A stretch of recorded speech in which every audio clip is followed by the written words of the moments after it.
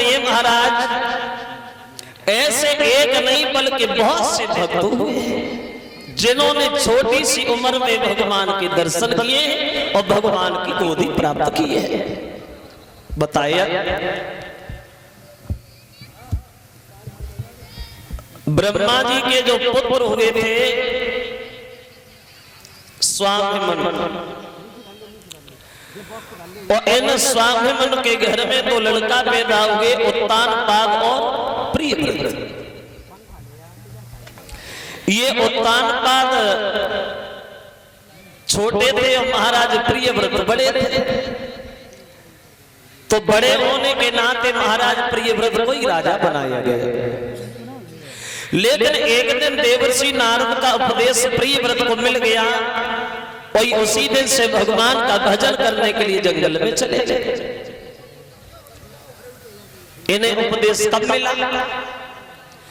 तो बोले नारद का उपदेश प्रियव्रत को तब मिला जब एक बार शिकार खेलते समय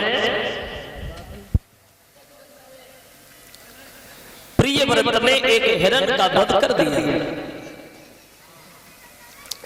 और जब हिरण मर गया तो नारद सामने खड़े हो गए, बोले देखो भैया, तुम्हारी इच्छा थी, तुमने हिरण को मार दिया, अब हमारी एक इच्छा है कि हमारी इच्छा पूरी करो। बोले तुम्हारी क्या इच्छा है नारद? तो नारद जी ने जवाब दिया, महाराज हमारी इच्छा ये है आप इस हिरण को दोबारा जिंदा कर दो, इस हिरण में जान डाल दो, हम ये चाहते हैं। तो प्रियव्रत हंसने लगे, बोले नारद पागल हो भाई, हम जिंदा कैसे कर सकते हैं? मार तो हम सकते लेकिन जिंदा कैसे कर सकते हैं? तो नारद जी ने एक बड़ा अच्छी बात कही है, सुनो महाराज।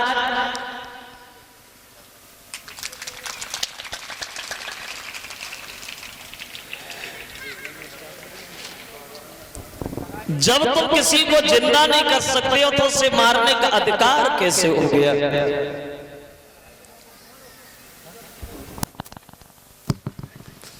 जब तुम किसी को जिंदा नहीं कर सकते तो मारने का अधिकार कैसे बन गया? अगर तुम किसी को भीख नहीं डाले तो उसकी झोली भी न फाड़ो, सही रास्ता नहीं बता रहे तो गलत रास्ता न पहुंचा। तो ये बात नारद को बहुत अच्छी लगी, प्रियव्रत के दिल में फिट बैठेगी और बोले माफ करना देवर्षि नारद, भूल बनेगी, आज के बाद जीवन में अब राज्य नहीं करेंगे और जीवधारियों का वध नहीं करेंगे, अब तो हम सिर्फ भजन करने के अलावा कोई दूसरा काम ही नहीं करेंगे। छोटे भैया को राजा बनाया और उत्तानपाद को राज तिलक करके ये महाराज प्रियव्रत जो थे ये भगवान का भजन करने जंगल में चले गए।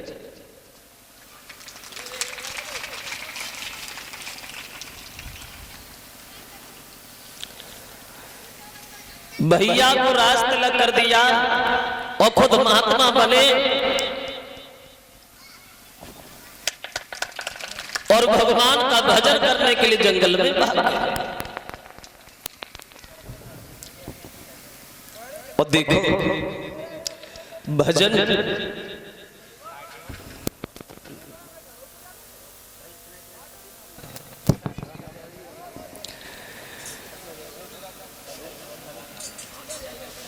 भजन किसे कहते हैं?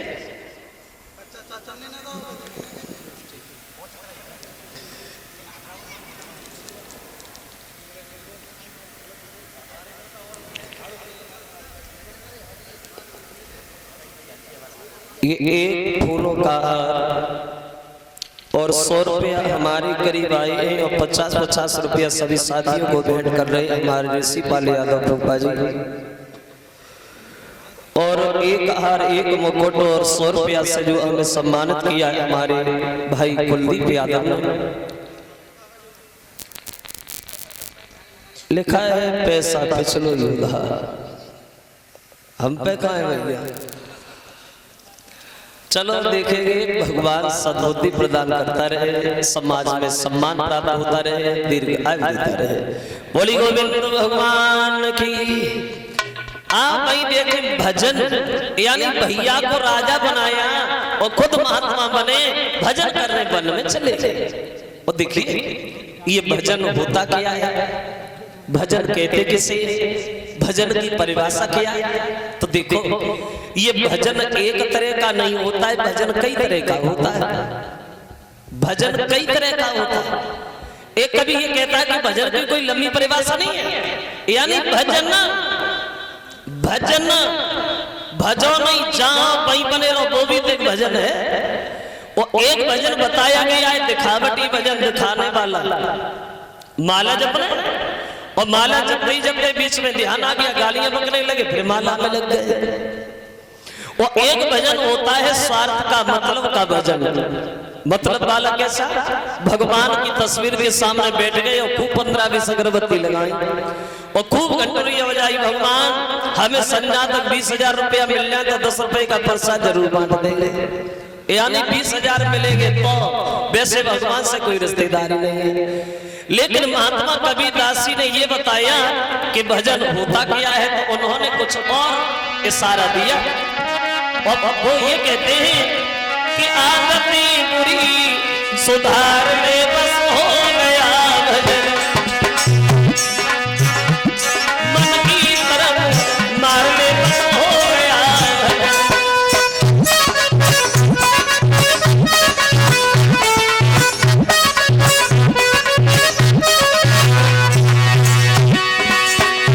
कबीरदास कहते हैं आदतें बुरी सुधार ले बस हो गया भजन।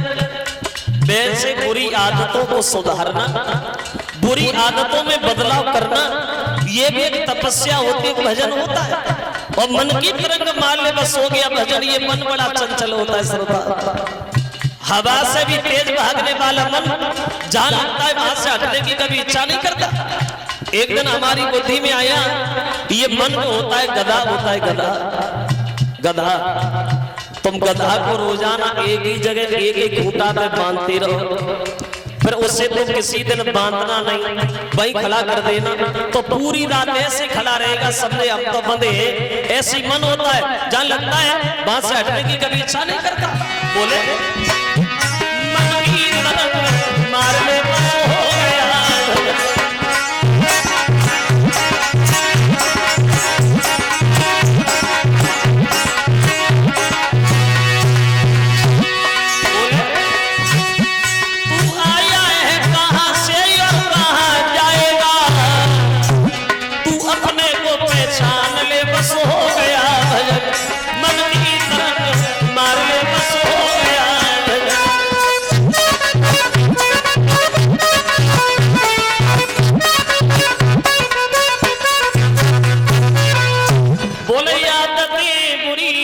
सुधार ले बस हो गया भजन। तो भजन तो करना ही अति आवश्यक है, जैसा हमने कल बताया था कि ज्यादा समय न मिले तो जितना वक्त मिल जाए भगवान के नाम के लिए वही बात है। एक घड़ी आधी उपनयन, जितना वक्त निकाल लो, काम भी कर लो और धीरे धीरे नाम भी ले लो, वही बहुत है। क्योंकि वक्त तो है नहीं किसी के पास में बैठे बैठे भजन ही करते रहो, काम नहीं करोगे तो खाओगे क्या? पहले भजन भी जरूरी है, काम भी जरूरी है, क्योंकि भगवान की कृपा है जो भगवान ने हमें मनुष्य का शरीर दिया, ये बहुत बड़ी कृपा है जो हमें मनुष्य बनाया। एक बात और हम आपको बताएं, फिर आगे कथा में देखें कि हर आदमी के ऊपर कृपा बताई कितनी गई है, कृपा होती कितनी है। देखो हर आदमी के ऊपर कृपा होती है चार कृपा। कौन कौन सी? सबसे पहली और सबसे बड़ी कृपा होती है भगवान की, जिन भगवान ने हमें मनुष्य का शरीर दे दिया। ये भगवान की बहुत बड़ी कृपा है जो मनुष्य बना दिया। सोचने वाली बात, अगर मनुष्य न बनाते, कई हमें गधा बना देते तो अब कहाँ होते? अरे होते कहाँ, कहीं भट्टा पे लगे होते, ईंटें धोते होते, जहाँ चिल्लाते थोड़ी। ये भगवान की बड़ा कृपा है जो हमें मनुष्य बना दिया। और दूसरी कृपा बताई गई है माता और पिता की, माँ और बाप की, जिन्होंने हमें जन्म दिया और जन्म दे के पाल दिया। ये बहुत बड़ी कृपा है जो जन्म दिया और पाल भी दिया। सोचने वाली बात, अगर जन्म दे के हमें पालते ना, कहीं हमें गड्ढा में फेंक आते तो हम कहाँ होते? ये बड़ा बड़ी कृपा है जो मनुष्य का शरीर भगवान ने दिया और माता पिता ने पाल दिया। और तीसरी कृपा बताई गई है गुरु, जिन्होंने हमें अच्छी रास्ता बताई, बढ़िया मार्ग दिखाया। अब कृपा बची एक चौथी, वो चौथी कृपा किनकी है? बोले चौथी कृपा बताई गई है खुदा की। अब तुम अपनी कृपा अपने ऊपर क्या कर रहे हो? समाज में नाम कर रहे हो या बदनामी कर रहे हो? तुम कर क्या रहे हो? और जिस आदमी ने अपनी कृपा अपने ऊपर कर ली, उसके जीवन में कभी दुख नहीं आया। और जिसने अपनी कृपा अपने ऊपर नहीं कर पाई, उससे जीवन में सुख ही नहीं मिला। पूरी जिंदगी में आदमी को एक बार मौका मिलता है बनने बिगड़ने का, जवानी में। अगर जवानी में जिसने थोड़ा भी ध्यान दिया शरीर में, उसे कभी कष्ट नहीं मिला। और जो जवानी में बिगड़ गया, उससे कभी सुख नहीं मिला। फिर क्या करोगे? जब जवानी में पानी लगाए के सड़कों पे चप्पलें चटकाते रहोगे, फिर बुढ़ापे में क्या करोगे? एक कवि कहता है कि तो सदा न रहे जवानी, बोले कि तेरी थोड़ी सी जिंदगानी मरे जा।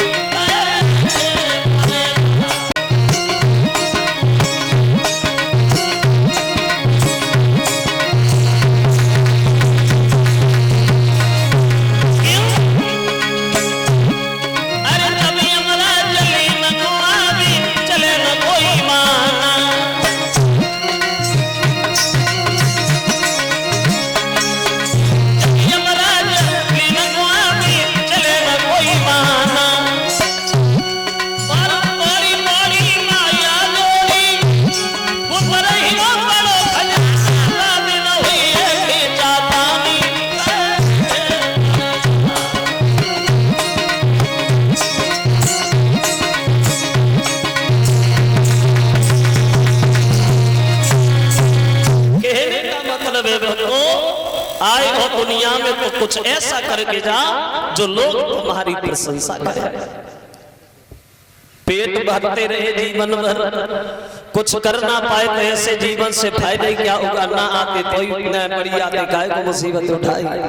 तो ये राजा बना दिया उत्तानपाद को और प्रिय व्रत भजन करने चले गए। अब देखो, राजा तो थे महाराज उत्तानपाद, लेकिन ये दुखी बहुत थे, इन्हें कष्ट बहुत था।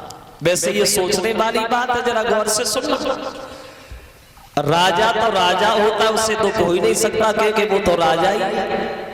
लेकिन एक बात ध्यान रखना, सर्व सुख दुनिया में किसी को नहीं है। कोई ना कोई कष्ट, कोई ना कोई परेशानी हर आदमी के पीछे लगी है। दुखी सब और सुखी अब तक कोई हुआ ही नहीं। ना किसी ने ये बताया कि हम बिल्कुल सुखी, हमें कोई कष्ट नहीं। तुम किसी से मिलो, किसी से, और तुम अपनी परेशानी बता, भैया हम बड़ा दुखी। तुम अपनी बता नहीं पाओगे तब तक वो हजारों परेशानी करवा देगा। हम क्या करें, हम तुमसे बड़े दुखी है। यानी कष्ट सबको है, परेशान सब। किसी के घर में पैसा नहीं, वो इसलिए दुखी है। और किसी के पास पैसा तो बहुत है, इतना पैसा ही पैसा है, वो अपने पैसा से दुखी है। किसी के पास इतना वक्त नहीं है जो चैन से रोटी भी खाए, और किसी के पास टाइम ही टाइम है, उसका टाइम कट ही नहीं रहा, वो इसलिए परेशान। कोई बीमारी से, कोई अधिकारी से, कोई रखवारी से, कोई घरवारी से, कोई मतलब सारी से दुखी है। यानी परेशान सब है, दुखी सब है। कोई शरीर को दुखी है तो कोई शरीर से दुखी। कोई लोग मन में ये सोचते कि भगवान हम थोड़े मोटे हो जाते तो बढ़िया रहते, लेकिन जो लोग ज्यादा मोटे उनसे मिलो, वे सबसे ही बड़े दुखी है। यानी कष्ट मुसीबत हर आदमी के पीछे लगी, परेशानी सबको सता रही है। देखो संसार में कोई न सुखी है, क्यों? किसी न किसी बात से हर कोई दुखी है।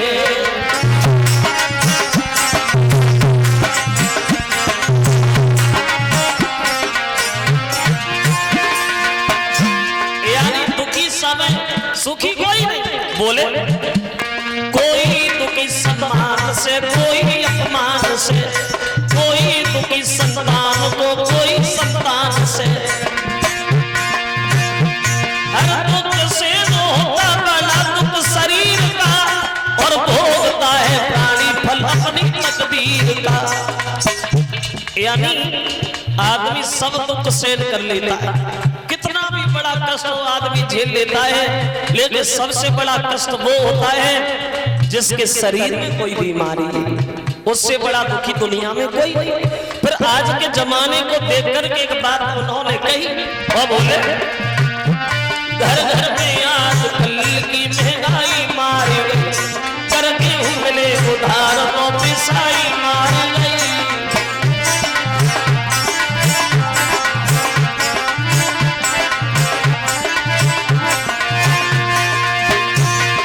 कर्मचारी लोगों की सफाई मारी गई, फैशन के तौर कपड़ा की सिलाई मारी गई, बारिश लेके बूढ़े की दवाई मारी गई। हाय बाकी कुछ बचा तो लुगाई जाने।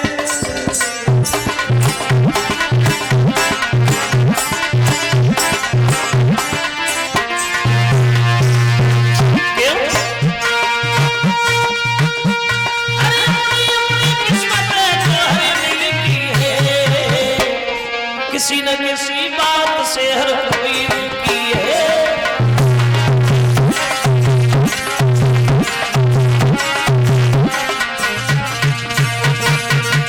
बोले किसी न किसी बात से हर कोई दुखी है।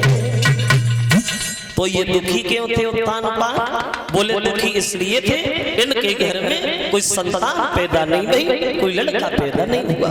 और देखो नैन बिना देही है सुनी, और किला कहा जब तो पन खाई। और बाल को मैल रुके है कब ना, और बिना परहेज की कहाँ दवाई। और बोगर कब न पनप सके, और जमे बालक चोर चटोर लुगाई। और बेनीच महापापी, और जो झूठी बात पे दे गवाई। यानी हर चीज अपनी जगह पे अपनी पहचान छोड़ती है। घर में कितनी भी दौलत हो, कितना भी पैसा हो, अगर लड़का नहीं है तो बिना काम का है। महात्मा कितना भी बड़ा हो, पूरा संसार उसका सेवक बन जाए, अगर उससे ज्ञान नहीं है तो बिल्कुल बेकार का है। तो लड़का नहीं होगा तो ये दुखी होंगे। तो एक दिन इनकी पत्नी रोने लगी, बोली महाराज समाज में बड़ा बदनामी हो रही है, कोई तुम्हें कमजोर बता रही, कोई मुझे बांझ कह रही है, इस बात से बड़ा दुखी है। और वो पत्नी अपने पति से बोली, हे भगवान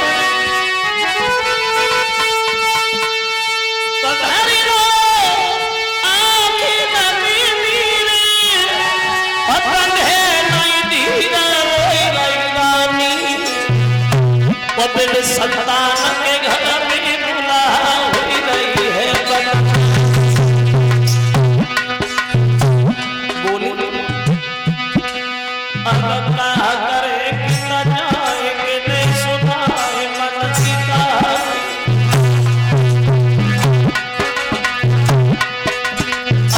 तनी कई के रोने लगी महारानी। ए महाराज इसी बात की चिंता में सब रात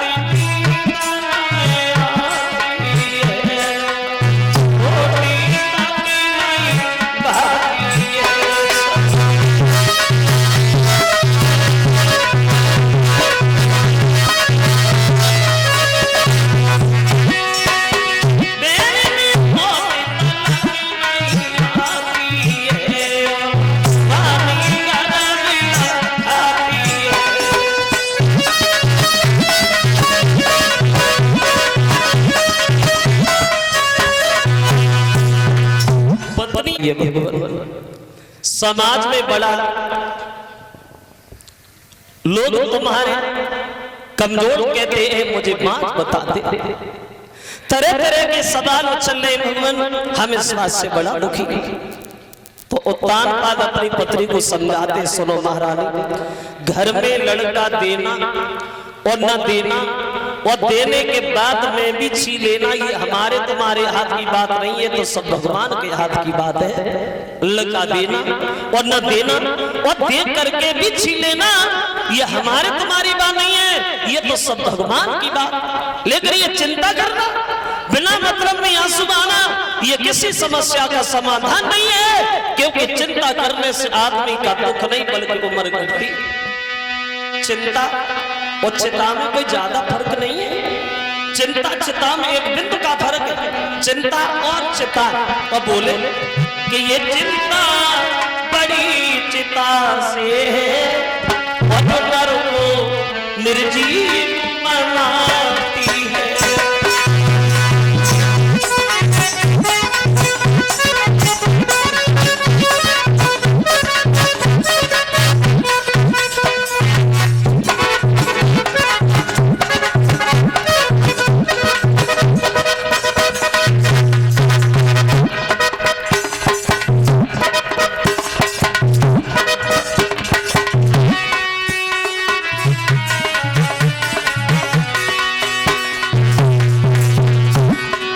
चिंता न करो, मर जाओ बिना मतलब। ये चिंता बड़ी चिंता से जो नर को निर्जीव बनाती है, मुर्दा को चिता जलाती है और चिंता जिंदा को खाती है।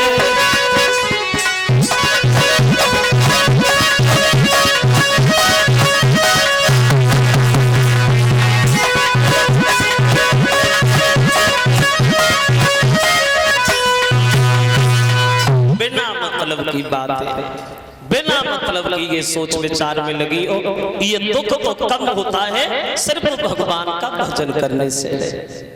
तो पत्नी ने जवाब दिया, प्रभु ये काम करो, क्या चलो हमारी कोख से हमारे पेट से कुछ नहीं हुआ तो आप अपनी दूसरी शादी कर लो, और जब दूसरी शादी हो जाएगी, मेरी सौते घर में आई, तो हो सकता है उसके कुछ हो जाए, ये बांझपन का कलंक तो मिटी जाएगा। महाराज आप अपना दूसरा विवाह कर लीजिए। जो उत्तानपाद ने ये शब्द सुने कि दूसरी शादी, खूब ताली मार कैसे बोले, आज हमारे समझ में आया कि घर बिगाड़ने का तरीका बहुत अच्छी तरह से मालूम हो गया था। दुनिया भर में हर स्त्री ये कहती है मुझे मौत मंजूर है, लेकिन सौत मंजूर नहीं हो। तुम हमसे ये कह रही है कि हम शादी कर लें? पागल, अरे बुद्धि खराब होगी तुम्हारी, तुम्हें नहीं मालूम। लोग कहते हैं कि मौत गलत, चलो मानते मौत गलत, लेकिन ये मौत सौत से ज्यादा गलत नहीं है। मौत का काम है जीवन में एक बार आना और सारी बीमारी अपने साथ ही ले जाना, लेकिन सौत का काम है कदम कदम पे दुख देना, कदम कदम पे कष्ट देना। और वो अपनी पत्नी को समझाने लगी, महारानी सुन कि है मौती बुरी लेकिन अच्छी, जो ये कहीं बार तो आती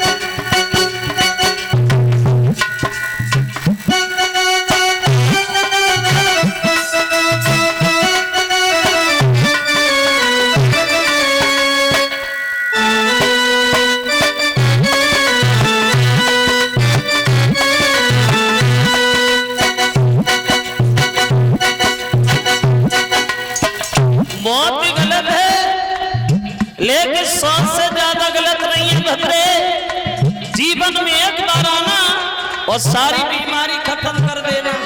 और बोले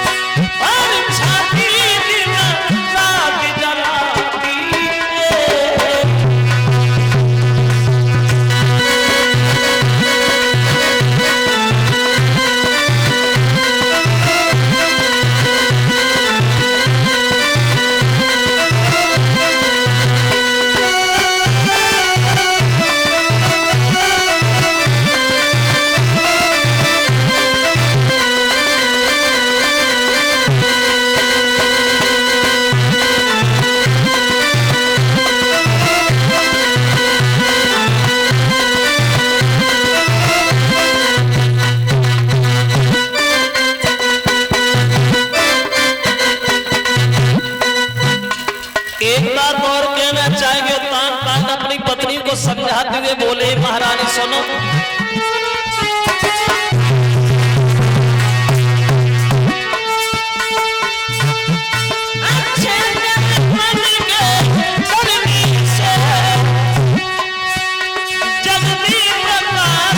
हो जाता है लेकिन परसाती के घर में लाने से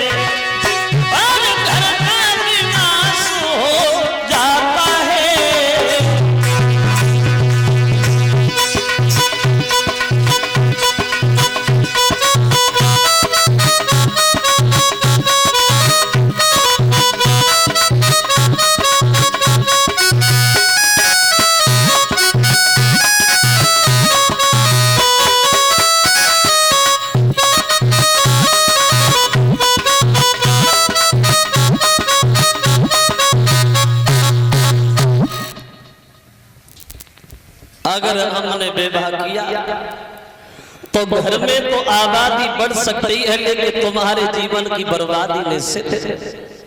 उन लोगों के घरों में कभी झांक के देखना जिन लोगों के घरों में दो औरतें मांगे रोटी नहीं मिलती है।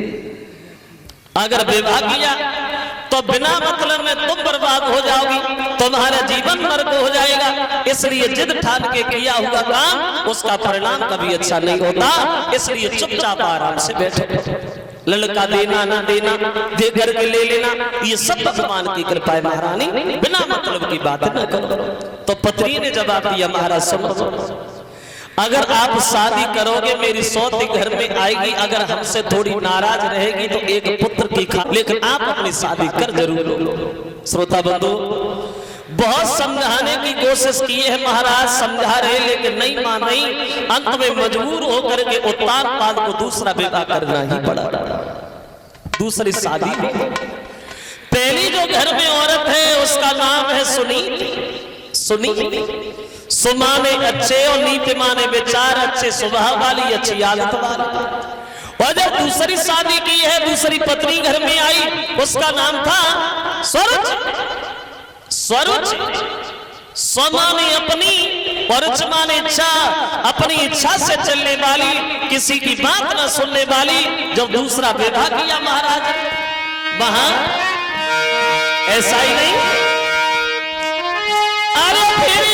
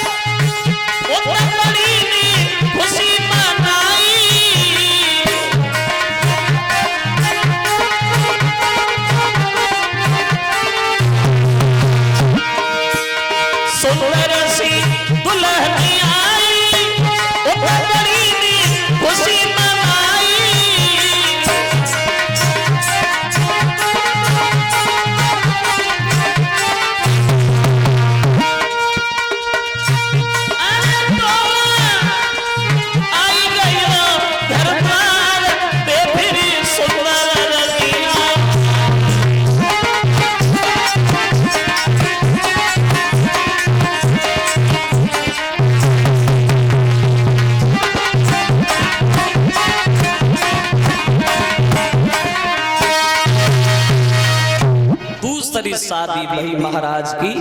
और जब दूसरी शादी भई है तो दूसरी पत्नी आ गई पालकी में बैठ करके दरवाजे पे। और बड़ी रानी को जब ये खबर मिली है तो बड़ा मगन भई है और दासी से कह दिया है कि दरवाजे पे जा, हमारी छोटी बहन को बुला के ला, उससे जाके कहना कि तुम्हारी बड़ी बहन तुम्हारा घर में इंतजार कर रही है। ये 100 रुपया भेंट कर रही है रिचित और उदल यादव जो इसी गांव नगला डांडा के रहने वाले हैं, और रिचित और उदल यादव की तरफ से 100 रुपया हमारे करीब आए हैं। और 100 रुपया भेंट कर रहे हैं प्रमोद कुमार और 100 रुपया नरेश यादव उनकी तरफ से आए हैं। लिखा है भजन के बारे में। और 50 रुपया अखिलेश यादव नगला डांडा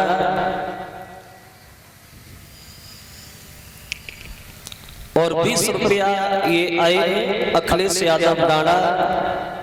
लिखा है गोने में लल्ला लाई।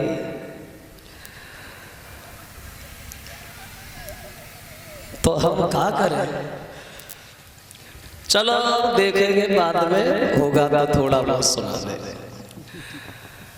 उधर बड़ी रानी ने दासी को भेज दिया है कि हमारी बहन को बुला के ला, जो दरवाजे पे बैठी है पालकी में। अब गई है दासी भागी भागी और छोटी रानी से बोली, अब ऐसे पालकी में कब तक छुपी बैठी रहोगी, चलो हमारे साथ, तुम्हें बड़ी बहन तुम्हें बुला रही है, तुम्हारा बड़ी बहन इंतजार कर रही है।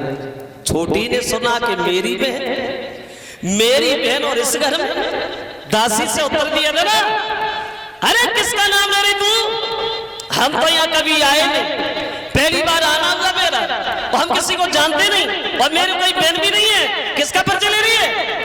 तो दासी ने उत्तर दिया कि आपको बताया नहीं है, महाराज की जो पहले वाली पत्नी है ना, उन्होंने तुम्हें बुलाया। जो पहले वाली का नाम सुना ऐसे मानो कि जैसे उसे कोई सांप सूंघ गया। दासी से बोली तो सीधी ये क्यों नहीं कहती घर में सोते, अरे बुला मेरे पति को, हमें घर में लाने से पहले नागिन को पा रखा है। बोला बिल्कुल नहीं जाएंगे, और तब तक नहीं जाएंगे जब तक वो सब इस घर में रहेगी। बुला मेरे पति को। उत्तान बाद आए, बोले काय को चिल्ला रही है, चलो घर के अंदर। छोटी बोली महाराज जरा एक बात हमें बता, जब पहले से तुम्हारे घर में औरत मौजूद थी, क्योंकि हमारे पिताजी के दरवाजे पे मेरे साथ शादी करके मेरे जीवन में जहर घोल दिया तुमने, मेरे जिंदगी को बर्बाद कर दिया तुमने। बिल्कुल नहीं जाएंगे महाराज, हरगिज नहीं जाएंगे। और बोली वो छोटी, जब ये तुम्हारे रानी थी तो हमें व्यर्थ ले आए, अब होगा करना बढ़ता भी थी मुल्का धारा में धोखे वेला।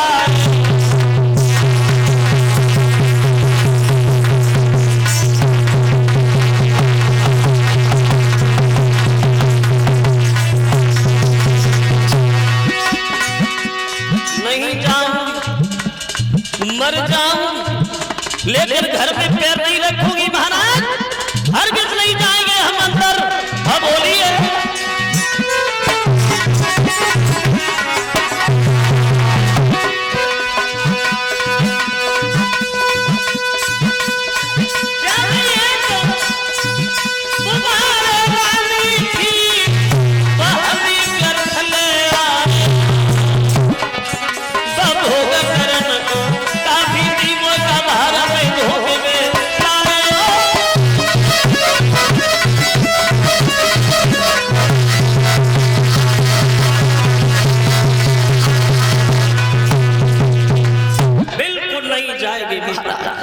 और तब तक नहीं जाएंगे जब तक ये सब इस घर में रहेंगे। अगर हमें रखना चाहते हो तो उस नागन को घर से निकाल करके बाहर फेंक, अगर उसे रखना चाहते हो तो हमारी डोली हमारे पिताजी के घर पे बात दो। सीधी सी बात ये है, जहाँ वो रहेगी वहां मैं नहीं रहूंगी, और जहाँ मैं रहूंगी वहां वो नहीं रहेगी। और बोली है वो छोटी रानी महाराज सुनो मेरी बात सुनो, बोली है राजा सरनिया, अरे बोली है राजा सरनिया, बोली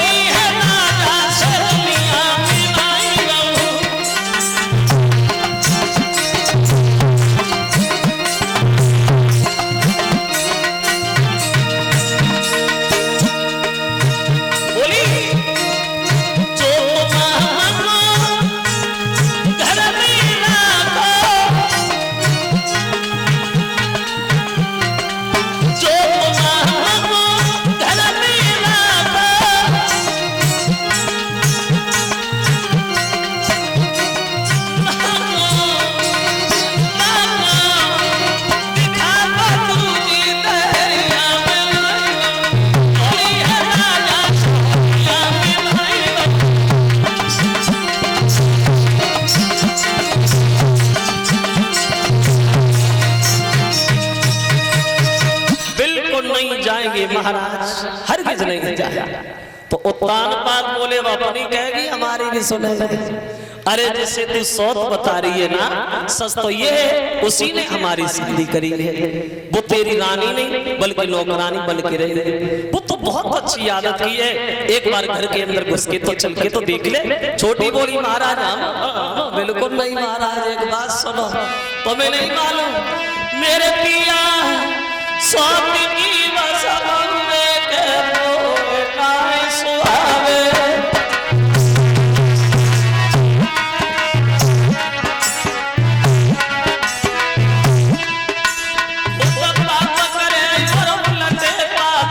ठगनी कोई लगा दे, मर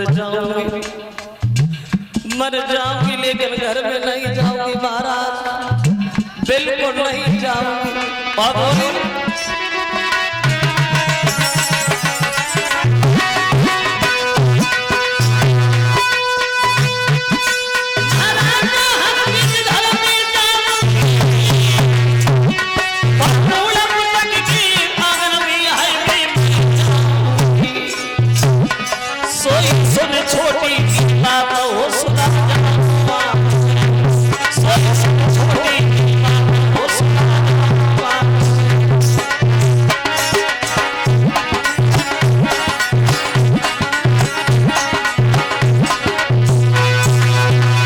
छोटी ने साफ शब्दों में कह दिया भगवान अगर हमें रख रहे तो उसे घर से बाहर भगा, अगर उसे रख रहे तो हमारी डोली हमारे पिताजी के घर पे वापस भेज दो।